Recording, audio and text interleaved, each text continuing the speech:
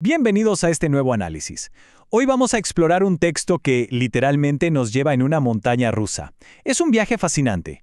Pasamos de las alturas celestiales más impresionantes a las obligaciones terrenales más cotidianas y mundanas. El capítulo 17 de Mateo condensa un nivel de autoridad que es asombroso en apenas unos cuantos párrafos. Es súper interesante ver cómo fluye toda esta información y cómo mundos que parecen totalmente opuestos terminan entrelazándose.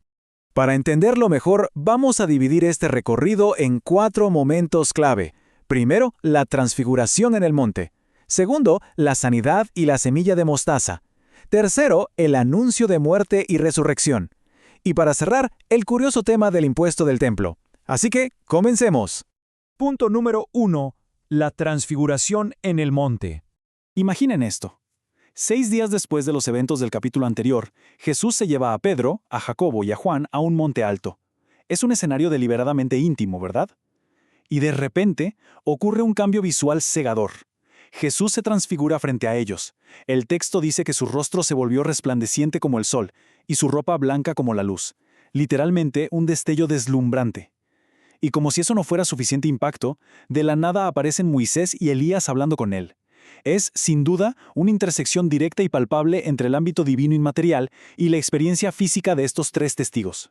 Y bueno, mientras Pedro, un poco abrumado, sugiere construir unas enramadas para que se queden ahí, una nube de luz los cubre a todos. Y escuchen esto, de repente se oye una voz divina desde la nube que pronuncia: «Este es mi Hijo amado, en quien tengo complacencia, a él oíd».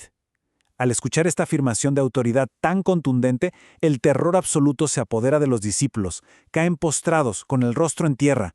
Pero ahí es donde Jesús rompe esa barrera de miedo. Se acerca, los toca y les dice que se levanten, que no teman. Y cuando por fin alzan la vista, la visión monumental ya terminó. Solo ven a Jesús. Claro, al ir bajando de la montaña y volviendo a la normalidad, surge una duda muy lógica en sus mentes respecto a lo que dictaban las Escrituras. Le preguntan, ¿por qué dicen los escribas que Elías debe venir primero? El contraste que hace Jesús aquí es súper revelador. Él confirma la profecía, reconociendo que sí, Elías viene a restaurar todas las cosas. Pero ¡pum!, introduce de inmediato una dura realidad histórica. Elías ya vino, no lo reconocieron e hicieron con él lo que quisieron. Es en ese preciso instante de la conversación cuando los discípulos atan cabos y comprenden que en realidad se refería a Juan el Bautista. Pasamos al punto 2. La sanidad y la semilla de mostaza. Ahora fíjense en el contraste tan brusco. Apenas terminan el descenso físico de la montaña, la historia choca de frente con la pura frustración humana. Un hombre desesperado se arrodilla rogando misericordia para su hijo.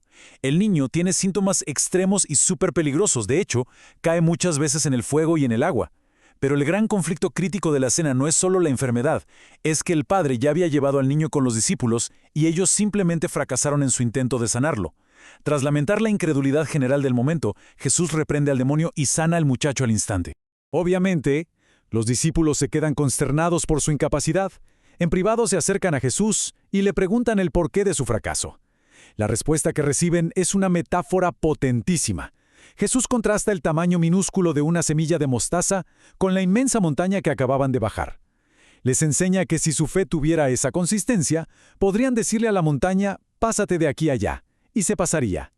En otras palabras, el problema no era una cuestión de cantidad física, sino la ausencia total de verdadero poder en ellos. Pero ojo, porque la lección va más allá de la metáfora de la semilla. Se revela un requisito muy específico y riguroso. Jesús les dice, este género no sale sino con oración y ayuno. Y esto le añade una capa de disciplina estricta y dependencia espiritual a la ecuación. Básicamente sugiere que enfrentar ciertas fuerzas requiere una preparación y un enfoque muchísimo más profundos de lo que habían asumido en un principio. Llegamos al punto 3. El anuncio de muerte y resurrección. Con el movimiento geográfico del grupo hacia Galilea, se experimenta un cambio drástico. Pasamos a una realidad muchísimo más cruda y sombría que van a tener que enfrentar pronto. Jesús les revela una profecía en 3 pasos muy, pero muy específicos sobre su destino a corto plazo. Primero, el Hijo del Hombre será entregado en manos de hombres. Segundo, el resultado letal, le matarán. Y tercero, la gran promesa final, al tercer día resucitará. Imagínense el peso de esa noticia. Fue tan aplastante que los seguidores se entristecieron en gran manera, totalmente abrumados por la certeza de lo que se avecinaba. Y finalmente, el punto número 4, el impuesto del templo. Es fascinante ver cómo termina este relato. Después de montañas majestuosas y profecías de muerte, aterrizamos en una ubicación extrañamente rutinaria y burocrática. Están en una casa en Capernaum, lidiando con cobradores de impuestos que andan verificando si el maestro paga sus tributos de las 2 dracmas. Antes de nada, Jesús se anticipa y le plantea a Pedro una indagación casi filosófica sobre la lógica de la realeza terrenal. Le pregunta: los reyes de la tierra, ¿de quiénes cobran los tributos? ¿De sus hijos o de los extraños? Pedro responde lógicamente que de los extraños, y Jesús saca una conclusión contundente. Luego los hijos están exentos. Es un reclamo sutil pero superpoderoso. Nos hace preguntarnos a quién pertenece verdaderamente esa casa que está recaudando el impuesto. Sin embargo, para no causar un tropiezo o un escándalo innecesario, decide pagar. Pero, escuchen esto, la manera de hacerlo es casi surrealista. Las instrucciones son increíblemente precisas. Le dice: ve al mar, echa el anzuelo, toma el primer pez que salga, ábrele la boca y vas a hallar exactamente la moneda que necesitamos, un estatero, para cubrir el impuesto. Hay un tono fascinante en esta ironía. Mientras cumple con la obligación financiera más mundana y aburrida imaginable, ejerce una autoridad absoluta y súper detallada sobre la naturaleza misma. Entonces, para ir cerrando este análisis, todo esto nos deja con una reflexión profunda. Si observamos este recorrido en su totalidad, pasamos de figuras envueltas en luz cósmica ya en las alturas, hasta la sorprendente instrucción de encontrar dinero en la boca de un pez para pagar unos impuestos locales. ¿Qué nos dice este contraste tan marcado sobre la verdadera escala de esta autoridad?